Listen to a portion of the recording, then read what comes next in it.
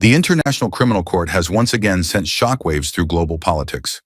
On Friday, the ICC formally rejected Israel's attempt to appeal against arrest warrants issued for Prime Minister Benjamin Netanyahu and former Defense Minister Yoav Gallant, a move that has ignited fierce debate across governments, media, and international legal circles.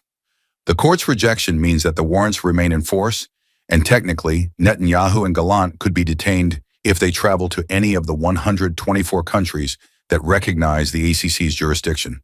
The charges stem from alleged war crimes and crimes against humanity committed during Israel's military operations in Gaza.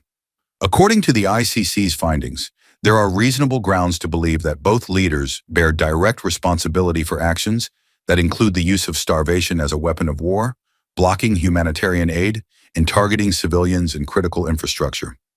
These accusations paint a grim picture of how the Gaza conflict has unfolded, where thousands of civilians have been caught in the crossfire of a relentless military campaign. The court first announced its intention to pursue arrest warrants in November, citing mounting evidence of widespread civilian suffering and deliberate obstruction of humanitarian relief efforts. Israel immediately challenged the move, claiming the court had no jurisdiction, since Israel is not a member of the ICC and insists it can investigate its own military actions. But the ICC wasn't convinced. In its July ruling, the court made it clear that there was no legal basis to cancel or suspend the warrants, while Israel's jurisdictional challenge remains unresolved.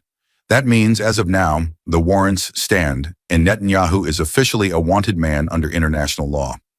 This unprecedented step has raised enormous questions about how the international community will respond. Supporters of the decision argue that no leader should be above the law, not even the head of a powerful state. They say the ICC's action reinforces the principle of accountability and gives voice to the countless civilians in Gaza who have suffered for months under siege and bombardment. But critics see it differently. They accuse the ICC of political bias, pointing out that similar actions have rarely been taken against Western leaders involved in wars with civilian casualties. Israeli officials have condemned the move as an attack on their right to self-defense, calling it an attempt to criminalize a nation fighting terrorism. Behind the headlines lies a much deeper struggle over the legitimacy of international justice itself.